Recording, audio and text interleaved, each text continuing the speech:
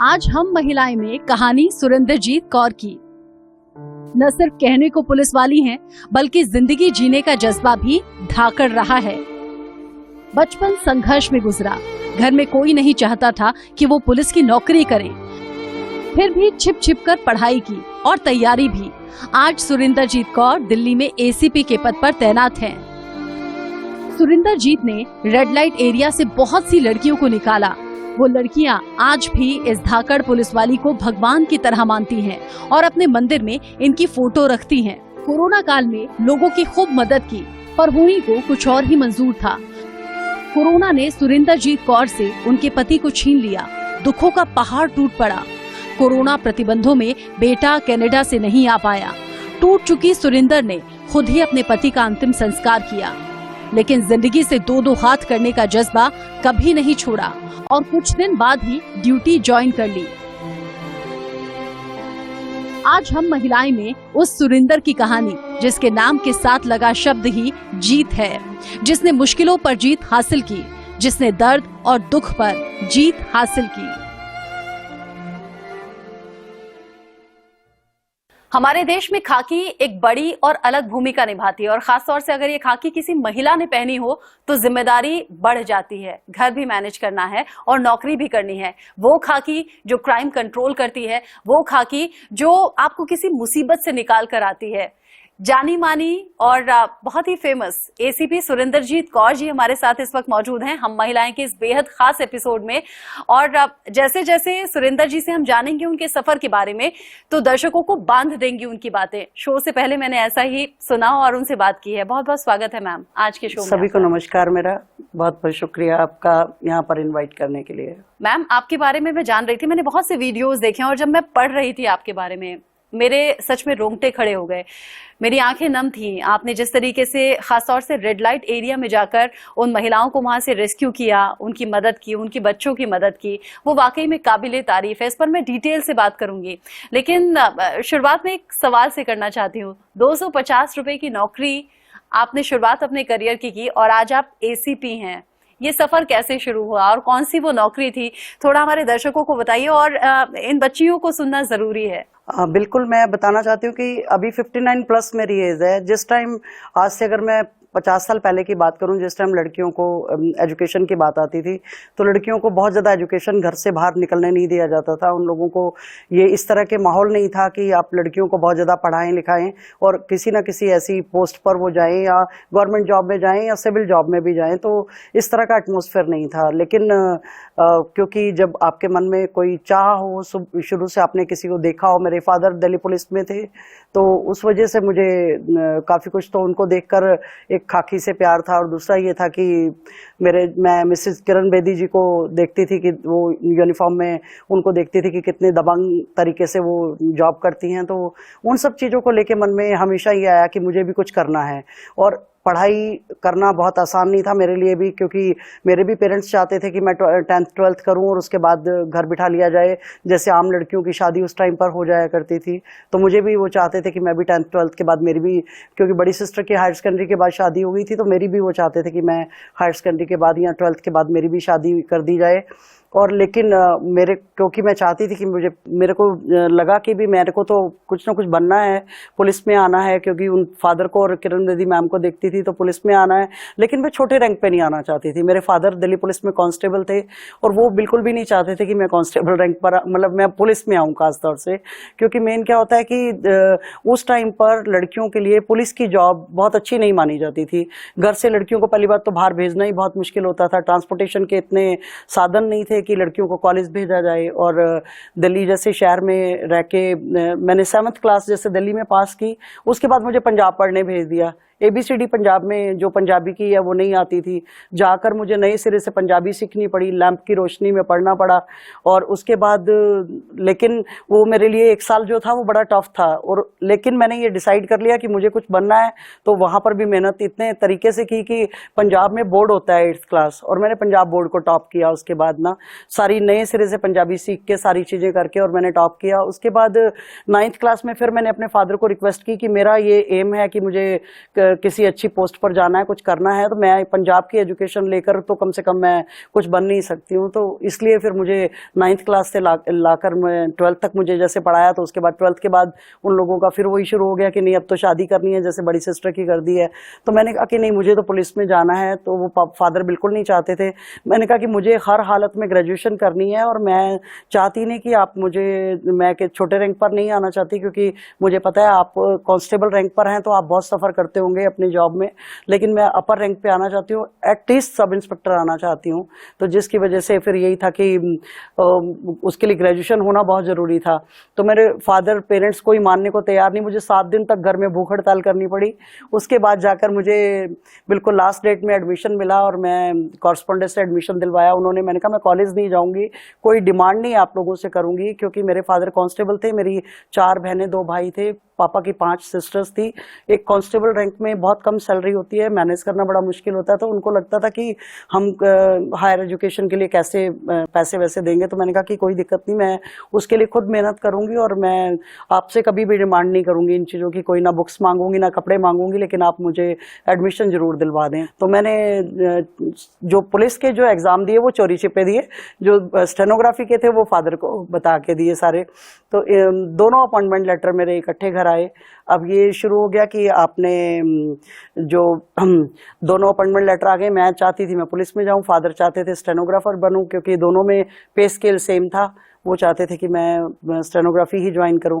तो मैंने in between, मेरे ग्रैंडफादर की डेथ हो गई, मेरे पेरेंट्स को पंजाब जाना पड़ा, और मैंने पीछे से जाके ज्वाइन कर लिया। मैंने कहा बाद में जो मार पिटाई डांट डपट होगी वो देखी जाएगी, लेकिन जो शुरू में अपना जो एम है उसको तो पूरा कर लिया जाए। इस तरीके से मेरी शुरुआत हुई, और मैं अपने ट्रेनिंग में गई। संघर्ष मैम बहुत से किया आपने, मेहनत भी बहुत सी की, टीचर से लेके एसीपी तक का आपने सफर किया, लेकिन आपने कहा कि कमाई उतनी नहीं थी, बड़ा परिवार था, मुश्किलें आर्थिक तौर पर भी थी, ये एक अलग तरह का संघर्ष था। लेकिन ड्यूटी ज्वाइन करने के बाद, शादी के बाद वो संघर्ष क्या रुका? घर और ऑफिस कैसे मैनेज किया? जब मेरी 92 में शादी हुई, तो शादी के बाद रिस्पॉन्सिबिलिटीज बढ़ जाती हैं। परिवार, 2 परिवारों को देखना पड़ता है आपको इन लॉज के साथ भी मैनेज करना है, आपको अपनी फैमिली के साथ भी मैनेज करना है, आपको अपनी जॉब पर भी टाइम पर पहुंचना है। और पुलिस की जॉब तो 24 घंटे की कमिटमेंट है।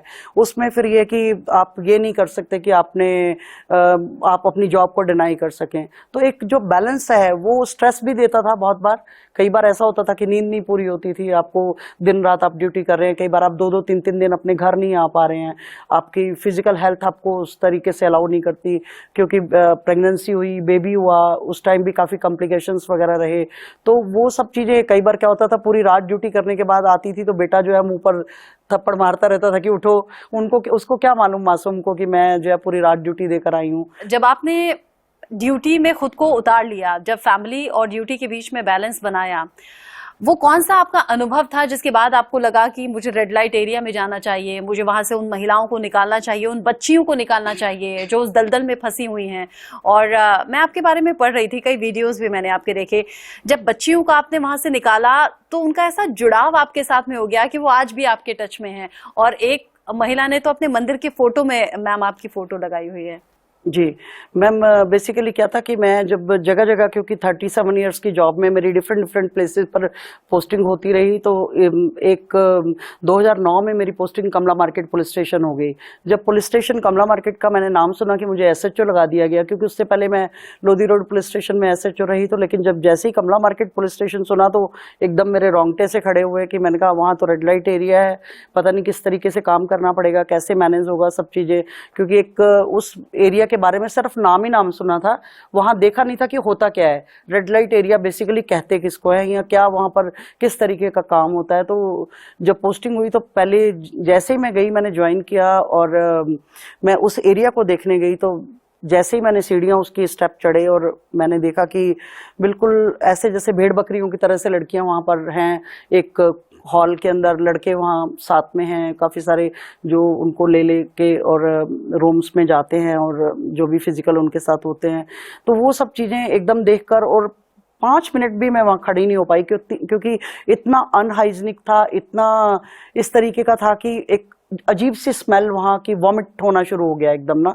मैं दौड़कर नीचे आई तो मुझे लगा कि यहाँ तो काम करना बड़ा मुश्किल है मेरे लिए, लेकिन मैंने सोचा कि जब मुझे रातों रात यहाँ पर पोस्ट किया गया है तो कुछ सोचकर मेरे सीनियर ऑफिसर्स ने मेरी पोस्टिंग की है तो मुझे काम तो करना पड़ेगा जब पोस्टिंग हुई है। और मैं क्योंकि शुरू से एक जो झाड़ू वाली मेरी नेचर रही है कि मैं जो भी काम दिया गया मुझे उसके लिए मैंने हमेशा कभी ये नहीं सोचा कि मैं कैपेबल नहीं हूँ या मैं नहीं कर सकती हूँ। तो जो असंभव को संभव बनाने की जो एक सोच हमेशा से मेरे मन में रही, तो उस चीज़ को लेकर मैंने कहा कि ये भी मिथ मुझे तोड़ना है कि जो एक पुलिस की बैड इमेज है यहाँ पर कि यहाँ से लड़कियों को रेस्क्यू नहीं कराया जाता, पुलिस कहीं ना कहीं उनको वहाँ से इंफॉर्मेशन लीक कर देती है या कोई अपने पर्सनल मोटिव के लिए या किसी और रीजन से, उन सब चीज़ों को दिमाग में आके मैंने ये डिसाइड कर लिया कि चाहे स्मेल आए चाहे कुछ भी आए, चाहे नाक बांध के ऊपर जाना पड़े, लेकिन मुझे जब रेस्क्यू कराना है तो कराना है। तो मैंने धीरे धीरे करके अपना सारे ब्रॉथल्स को विजिट करना शुरू किया, क्योंकि वहाँ 29 के करीब बिल्डिंग्स हैं और 88 के करीब ब्रॉथल्स हैं जो वहाँ उस एरिया में हैं। अभी मेरे ट्रांसफ़र के बाद कम बढ़ती हुई हूँ तो मुझे पता नहीं, लेकिन उस टाइम जिस टाइम मेरी पोस्टिंग थी तो ये सब था वहाँ पर, और काफ़ी सारी लड़कियाँ थी वहाँ। और जब उनसे बात करो तो वो लड़कियां ये कहती थी कि हम अपनी मर्जी से इस प्रोफेशन में हैं, लेकिन जब धीरे धीरे करके मेरे पास इन्फॉर्मेशन आनी शुरू हुई तो मुझे पता लगा कि बहुत सारी लड़कियां जो माइनर हैं उनको लाके ज़बरदस्ती वहाँ पर रखा जाता है, उनको बेच दिया जाता है। जो रिमोट एरियाज़ हैं या बहुत ज़्यादा गरीबी है, जैसे वेस्ट बंगाल हो गया, आपका आंध्र प्रदेश हो गया, नेपाल हो गया, वहाँ से गरीब लड़कियों को ला कर बहलाफुस ला कर लाया जाता था, यहाँ पर लाकर उनको बेच दिया जाता था और उनसे फिर वो प्रोस्टिट्यूशन कराया जाता था। एक एक दिन में 10-10, 15-15 कस्टमर उन लोगों को अटेंड करने पड़ते थे। तो वो सब धीरे धीरे इन्फॉर्मेशन डेवलप करनी शुरू की, क्योंकि जो भी एनजीओ थी वो फेथ करके पुलिस के ऊपर राजी नहीं थी। जब उनको पहले ही दिन से बताया कि भी अब एसएचओ बदल गई है, जो नई एसएचओ आई है वो इस तरीके की नहीं है, उसकी नेचर वो चाहती है आप लोगों को हेल्प करना तो करेंगे, तो सभी बहुत सारी एनजीओज के साथ फिर मैंने हेल्प करना शुरू किया। और रोज डे बाय डे जैसे जैसे इन्फॉर्मेशन आती रही तो हम लोग लड़कियां वहाँ से रेस्क्यू कराते रहे, और सबसे ज़्यादा लड़कियां रेस्क्यू कराने का रिकॉर्ड मेरे नाम वहाँ रहा। और मैंने काफ़ी सारे बच्चे भी वहाँ से जो अपनी फैक्ट्रियों में जिनसे बहुत छोटी उम्र में अनहाइजीनिक कंडीशंस में जो चाइल्ड लेबर है वो कराई जाती थी, उनको भी बहुत सारे 90 के करीब बच्चे रेस्क्यू कराए, 150 के करीब बच्चियाँ जीबी रोड से रेस्क्यू कराई। तो वो सारी की सारी माइनर बच्चियाँ रेस्क्यू कराई वहाँ, जिनकी एज की सबकी 18 साल से कम एज थी, 14 से लेकर 18 साल तक की लड़कियाँ, जिनको कि अलग अलग स्टेट से बेलाफुस लाकर वहाँ पर बेच दिया जाता था। तो वो एक ऐसे मोमेंट्स आते थे, उनको तय खाने में छुपा देते थे। जैसे ही पता लगता था कि पुलिस आ रही है तो तय खाने में छुपा देते थे, कई बार ऐसी ऐसी जगह पर रख देते थे उनको कि ढूंढना मुश्किल होता था। तो उसके लिए सारी इंफॉर्मेशन डेवलप करना, उन लोगों को हर चीज़ देखना कि किस तरीके से कहाँ पर हम लड़की को ढूंढ सकते हैं, तो वो एक बड़ा टफ काम था। टाउट्स बहुत सारे थे, जो ब्रॉथल के ऑनर्स हैं वो सारे उनको जो है एक्सटॉर्ट करना चाहते थे, जो ट्रैफिकर थे जो अलग अलग स्टेट से उनको लेके आते थे उन सबको अरेस्ट करना। तो ये सब चीज़ें बड़ा एक नेक्सस था जिससे के साथ जूझना पड़ता था, अपनी लाइफ का भी रिस्क रहता था, क्योंकि लड़कियां कई बार रात को 2-2 बजे मुझे कॉल कर देती थी कि हमें रेस्क्यू करा दो यहाँ से, और हमें ज़बरदस्ती फंसाया। तो मैं रात को 2 बजे अपनी गाड़ी उठा के जाती थी। और मैं, जिसमें आपने बताया कि पहले आपने जब उन लड़कियों से पूछा तो उन्होंने कहा कि हम अपनी मर्जी से इस प्रोफेशन में आए हैं, लेकिन जब उन्हें लगा कि आप वाकई में उनकी हेल्प कर सकती हैं, ये तब शुरू हुआ आपको कॉल करना? उसमें कॉल, कुछ लड़कियां तो थी जो अपनी मर्जी से, क्योंकि उनकी एज काफ़ी हो चुकी थी, वो अपनी पहले वो जब आई होंगी तब मजबूरी में आई होंगी, लेकिन उसके बाद वो अपनी मर्जी से उस प्रोफेशन में थी। लेकिन वो लड़कियां वो तो बेचारी कॉल ही नहीं कर पाती थी, वो क्योंकि फ़ोन उन लोगों से छीन लिए जाते थे, वो किसी कस्टमर के फ़ोन से फ़ोन करती थी। क्योंकि मैंने क्या किया था कि अब उन लड़कियों को पता कैसे लगे कि मेरे को इन्फॉर्म करना है, मैंने हर एक ब्रॉथल में अपने नाम के अपने दोनों मोबाइल नंबर लिखकर चिपका दिए, अपना नाम लिख के चिपका दिया, और सभी ब्रॉथल ऑनर्स को मैंने स्ट्रिक्टली ये कह दिया कि अगर ये पेपर यहाँ से रिमूव होगा तो आपका ब्रॉथल परमानेंट सील करवा दूंगी मैं। तो उस वजह से ये था कि वो मेरा नंबर नहीं हटाती थी, तो वो लड़कियों को जब भी मौका मिलता था किसी कस्टमर के नंबर से फ़ोन करने का, तो वो मेरा नंबर वहाँ से पढ़ के मुझे कॉल कर दिया करती थी कि भी ऐसे से हम मेरे को ज़बरदस्ती फंसाया, क्योंकि माइनर लड़कियों को तो वो छुपा के रखते थे, और इस तरीके के तहखाने थे कि आप ढूंढ ही नहीं सकते। एक ब्रॉथल से दूसरे ब्रॉथल के अंदर कनेक्टेड था, अगर आप इधर ढूंढ रहे हैं तो वो दूसरे ब्रॉथल से निकल के बाहर चली जाती थी। तो इस तरीके से उनको छुपा के मतलब कहीं ना कहीं शिफ्ट करा दिया जाता था। वो सारी चीज़ों को लेकर कुछ कस्टमर्स के थ्रू जैसे उन्होंने मैसेज दिया कि भी आप जाके उनके, कई बार उन्होंने जब देखा कि भी पुलिस की रेड लगातार होने लग गई तो उन्होंने फिर कस्टमर्स के भी कई बार फ़ोन उठा के वो सीज कर लिया करते थे। तो उसके बाद कि जब जाओगे आप तब देंगे, तो वो कहते थे कि जाते जाते ये नंबर रट लो, इसको जाके नीचे मैम को किसी तरीके से हमारा मैसेज कन्वे करना, या कई बार अपने घर का नंबर वो दे देती थी कि भी आप मेरे पेरेंट्स को इन्फॉर्म कर देना कि मैं इस जगह पर हूँ, तो शायद मेरे पेरेंट्स मुझे ढूंढते हुए यहाँ तक आ जाएं। स्टेट्स में इतना बुरा हाल था कि उनकी रिपोर्ट्स तक नहीं लिखी जाती थी, मिसिंग हो गई हैं तो ढंग से उनकी रिपोर्ट नहीं कोई लिखता था। वो उनके पेरेंट्स रोते हुए हम लोगों के पास आते थे कि आप ही हमारी रिपोर्ट लिखो, तो वो भी सब चीज़ों से हम लोगों को जूझना पड़ता था। तो वो एक ऐसा पीरियड था मेरा, वो 2.5 साल का जो पोस्टिंग रही, उसमें मैक्सिमम लड़कियों को जो रेस्क्यू कराया और उनके साथ जो कनेक्शन जुड़े उन लोगों के साथ, क्योंकि उनको रेस्क्यू करा के उनके पेरेंट्स के हवाले जब किया गया तो 5 लड़कियों की मैंने शादी भी कराई, उनमें से उनके आज बच्चे हैं। वो कोई दादी कहता है, कोई नानी कहता है, बहुत खुश हैं अपने अपने घर में और मिलते रहते हैं क्योंकि वो दिल्ली में ही कई लोग तो हैं। और उनके साथ मिलके फिर एक फैमिली तो ऐसी थी कि उन्होंने अपनी एक NGO बना ली है लोगों को और हेल्प करने के लिए। उनको मैं out of the way help करती हूँ हर जगह, क्योंकि अपनी जॉब से टाइम निकाल के मैं उस NGO के थ्रू और लड़कियाँ जो कहीं अलग अलग जगह पर फंसी हैं, जहाँ स्टेट्स में भी कहीं फंसी हैं, तो खाली दिल्ली तक नहीं, हम अदर स्टेट्स में भी हेल्प करने की कोशिश करते हैं उस NGO के थ्रू। वो मेरा मकसद है, वो मैं चलता रहता है, जो क्योंकि मेरा मोटिव है कि इससे बुरा प्रोफेशन कोई हो नहीं सकता। लड़की को अगर अपना जिस्म बेचना पड़े अपना परिवार चलाने के लिए या किसी वजह से, तो ये सब चैलेंजेस थे जो हमने फेस किए। और उसके साथ साथ क्योंकि वहाँ पर रामलीला ग्राउंड था, रामलीला ग्राउंड में बहुत सारी रैलियाँ, रामदेव जी वाला जब इंसिडेंट हुआ, I was SHO there, Anna Hazare जी अनशन पर बैठे, मैं SHO थी वहाँ पर, किसान रैली, जाट रैली, बहुत सारी ऐसी रैलियाँ, बहुत सारे रिलीजियस प्रोग्राम, फिर साथ में रेलवे स्टेशन था तो वहाँ का क्राइम भी देखना, और भी एरिया में जो मर्डर, डकैती, रॉबरी जो भी होते थे उनको भी लुक आफ्टर करना। तो एक जो कमला मार्केट पुलिस स्टेशन है, उसकी जॉब एक लड़की के लिए बहुत ज़्यादा चैलेंजिंग जॉब है, लेकिन उसको बिल्कुल अपने तरीके से मेहनत करके, अपना टाइम पूरा डिवोट करके, कई कई दिन में, जब अन्ना हजारे जी अनशन पर बैठे तो मैं 13 डेज तक अपने घर नहीं आ पाई। तो आप ये देखिए कि एक लड़की के लिए कितना मुश्किल होता है कि 13 दिन तक उसको अपने परिवार को ही नहीं देख पा रही है। मेरे एक दिन तो मेरे हस्बैंड और मेरा बेटा मुझसे मिलने के लिए पुलिस स्टेशन तक आए। तो इस तरह की जॉब्स के लिए अगर मैं सबको कहना चाहती हूँ कि अगर आप पुलिस जॉब ज्वाइन करते हो तो इस बात के लिए प्रिपेयर रहो कि आपको 24 आवर की तो जॉब है ही है, इसके अलावा भी अगर आपको कई बार ऐसे सर्कमस्टांसेस हो जाते हैं कि जिसमें आप एक सुपरवाइजरी पोस्ट पर बैठे हो, तो कई बार आप अपनी उस पोस्ट को बरकरार रखने के लिए, अपनी जो आपकी जो कमिटमेंट्स हैं उनको पूरा करने के लिए कई बार आप कई दिन घर नहीं जा पाते। तो अगर ये सब चीज़ें आप मैनेज कर सकते हैं तो ज़रूर पुलिस फोर्स जो है वो ज्वाइन करनी चाहिए। कोरोना देश नहीं दुनिया ने झेला, लेकिन कोरोना आपके लिए बहुत सी मुसीबत लेकर आया। आपने इसी दौरान अपने हस्बैंड को खो दिया। जी मैम, बेसिकली क्या था कि 2020 में मेरी पोस्टिंग साउथ ईस्ट डिस्ट्रिक्ट में क्राइम अगेंस्ट वुमेन सेल में थी। तो क्योंकि आपको भी मालूम है कि निज़ामुद्दीन से जब मरकज़ से वो मामला कोविड का जो शुरू हुआ था, तो उसमें मुझे कोविड सेल की इंचार्ज लगा दिया गया। कोविड सेल के इंचार्ज लगाने पर सारी, क्योंकि रिस्पॉन्सिबिलिटी काफ़ी हो गई, 16 घंटे हम लोगों को रोज़ काम करना पड़ता था कि पूरे all over Delhi, all over India से जो डॉक्यूमेंट आते थे सारे कोविड वाले लोगों से डील करना, क्योंकि बहुत सारे पेशेंट्स डे बाय डे बढ़ गए तो उनके कैंप्स अलग अलग लगे हुए थे, कुछ फॉरनर्स थे बहुत सारे, उन लोगों को डील करना। तो डेली हम लोगों का जो वास्ता था वो कोविड वाले पेशेंट्स से भी, और जो स्टाफ है वो भी आ रहा है, तो उन्हीं लोगों के बीच में से आ रहा है, तो क्या पेपर लेकर आ रहा है। बहुत कोशिश की मैंने, हालांकि प्रिकॉशंस बहुत लिए, लेकिन काफ़ी करने के बाद भी 1.5 महीने के अंदर मुझे खुद को कोविड हुआ। मैंने जैसे ही मुझे पता लगा कि मुझे फीवर हुआ है, मैंने घर में आई तो मैंने अपने आप को आइसोलेट किया। सुबह अगले मॉर्निंग मैंने टेस्ट कराया तो पता लगा कोविड पॉजिटिव है। मैं जाकर हॉस्पिटल में फटाफट एडमिट हो गई कि मैं अपनी फैमिली को अपने से अवे कर सकूं ताकि वो लोग सेफ रह सकें। लेकिन वो मेरा बैड लक था कि मेरे साथ साथ मेरी पूरी फैमिली के जब अगले दिन टेस्ट हुए तो पता लगा कि मेरे 90 ईयर ओल्ड फादर जो थे वो पॉजिटिव थे, मेरा हस्बैंड घर पे थे वो पॉजिटिव थे, मेरा एक सर्वेंट था वो पॉजिटिव था, एक मेरा कज़न जो कि स्टक हो गया था लॉकडाउन के चक्कर में वो भी पॉजिटिव था। तो सभी लोगों को एडमिट कराना पड़ा एट ए टाइम। मैं खुद हॉस्पिटल में हूँ, वहीं रहकर मैं मैनेज कर रही हूँ कि सबके टेस्ट हो जाएं, सब लोग एडमिट हो जाएं। उनके लिए उस टाइम आपको पता है हॉस्पिटल्स जल्दी से मिल नहीं पा रहे थे, बड़ी मुश्किल से उन लोगों के लिए बेड अरेंज करवा के उनको सबको एडमिट करवाया।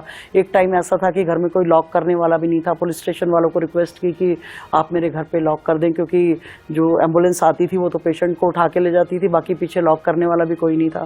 तो लेकिन 26 दिन मेरे हस्बैंड वेंटिलेटर पर रहे और काफ़ी हम लोगों ने स्ट्रगल किया, क्योंकि मैं खुद भी एडमिट थी और मुझे उनका भी हेल्थ को देखना था और मिलने नहीं दिया जाता था। बिल्कुल सेम हॉस्पिटल में होकर भी मैं अपने हस्बैंड को बिल्कुल देख नहीं पाई। 26 दिन तक वेंटिलेटर पर, एक दिन भी उनको मैं देख नहीं पाई। तो वो एक जो दर्द आप समझ सकते हैं कि किस दौर से उस टाइम मैं गुजरी होंगी। फिर उनकी डेथ हो जाना, वो एक बिल्कुल। और मेरा एक ही एक बेटा है जो कि उसको स्मॉल इंटेस्टाइन में क्रोन्स डिजीज़ है, जिसकी वजह से मुझे उसको शिफ्ट करवाना पड़ा कनाडा में, क्योंकि उसका ट्रीटमेंट वहाँ से शुरू हुआ। इंडिया में अभी वो उतनी एडवांस लेवल तक नहीं था ट्रीटमेंट, तो मेरे को उसको शिफ्ट करवाना पड़ा। अब एक बेटे के लिए इतना ज़्यादा ट्रैवल रिस्ट्रिक्शंस हैं, बच्चा आ नहीं सकता। मेरे पूरे पेरेंट्स की फैमिली से और इन लॉज की फैमिली से सब लोग बाहर हैं, ना कोई बहन मेरे हस्बैंड की आ पाई, ना ब्रदर आ पाए, ना मेरा बेटा, ना मेरे कोई भाई बहन। वो एक ऐसा पीरियड था कि जिस टाइम मेरे पास एक कंधा भी नहीं था कि जिसके कंधे पर मैं सर रख के अपनी फैमिली के किसी मेंबर के साथ रो सकूं। तो वो चीज़ आप समझ सकते हैं कि कितना। मैं ये सब चीज़ें इसलिए आप लोगों को बता रही हूँ कि लड़कियों को बहुत सारे लाइफ में चैलेंजेस ऐसे आते हैं, हम लोग बहुत जल्दी हिम्मत हार जाते हैं। तो इस तरह की सिचुएशन में भी किस तरीके से मैंने अपने हस्बैंड का क्रीमेशन किया अपने हाथों से, पीपी किट पहनकर। मुझे पता है कि हालांकि इलेक्ट्रिक से किया, लेकिन मैंने खुद किया, क्योंकि अदरवाइज मिलने नहीं देते थे, देखने नहीं दिया उन्होंने। तो वो सब चीज़ें जो थी वो बड़ी पेनफुल थी सारी। और उसमें फिर बेटे का 1 महीने बाद ऑपरेशन होना था, क्योंकि इसकी वजह से बेटे की बीमारी जो थी वो और ज़्यादा अग्रेसिव हो गई, तो वो उसका ऑपरेशन होना था। बेटा फादर के लास्ट राइट नहीं अटेंड कर पा रहा है, मदर बेटे के ऑपरेशन के टाइम पर उसके पास नहीं पहुंच पा रही है। तो ये जो सारे चैलेंजेस हैं लाइफ में, ये बहुत आपको अंदर तक ब्रेक करते हैं। लेकिन अगर आप स्ट्रांग हैं, अगर आप जो इन चीज़ों को बेयर करने के लिए और इन चीज़ों के साथ जूझने के लिए तैयार हैं, तो अपनी लाइफ में, जैसे हम कहते हैं ना कि महिला जो है वो एक दुर्गा माता का अवतार भी है और एक शक्ति भी है, और वो एक जब जरूरत पड़ती है तो काल का अवतार भी वो लेती है। तो वो एक स्ट्रेंथ है, वो बेसिकली आपके इनबिल्ट होती हैं ये सब चीज़ें। सिर्फ आपको उसको डेवलप करने की ज़रूरत होती है और उन सिचुएशंस में अपने आप को स्ट्रांग रखने की ज़रूरत होती है कि आप कैसे उन सिचुएशंस से अपने आप को निकालते हो। और जिस तरह की मैंने आपको बताया कि क्या ये 1.5 साल बाद मैं अपने बेटे को देख पाई, मिल पाई, वो इमोशनली ब्रेक होता रहा, मैं इधर इमोशनली ब्रेक होती रही। इन बिटवीन जॉब भी दोबारा से नए सिरे से स्टार्ट करनी पड़ी, क्योंकि कब तक आप छुट्टियां ले सकते हैं, आपको जॉब में तो कंटिन्यू करना ही था। तो वो सारे ये इमोशनली बहुत ज़्यादा इस तरह की चीज़ें जो है ना तोड़ती हैं। वो सब चीज़ें मैं चाहती हूँ कि हर कोई अपनी लाइफ में इन चीजों से जरूर जो है वो सबक सीखे। बट मैम आपने जो हौसला दिखाया वो यहाँ बैठी हुई लड़कियों का तो हौसला बढ़ा ही रहा है, लेकिन आधे हिंदुस्तान यानी कि देश की आधी आबादी हम सभी महिलाओं का हौसला भी बढ़ा रहा है, और ऐसा हौसला सब में रहे। मैं उम्मीद करती हूँ आपने बहुत सी महिलाओं की झिझक को दूर किया होगा, जो पर्दे में अभी रह रही हैं। कुछ भ्रम उनके मन में है, कुछ डाउट्स हैं कि कैसे हम समाज का सामना करेंगे, कैसे मुश्किलों का सामना करेंगे। आपने उन सभी को हिम्मत दी है, ऊर्जा दी है। आप जैसी बहुत सी और महिला ऑफिसर्स आगे बढ़ें और अपने करियर में कई ऊंचाइयों को छुएं और ऐसे ही इंस्पिरेशन बने, हम उम्मीद करते हैं। और इसीलिए आज हम महिलाएं में आपको इन्वाइट किया, ताकि आप प्रेरणा के तौर पर अपना संदेश उन सभी तक पहुंचा सकें। बहुत शुक्रिया मैम, आप आई और टाइम दिया। Thank you.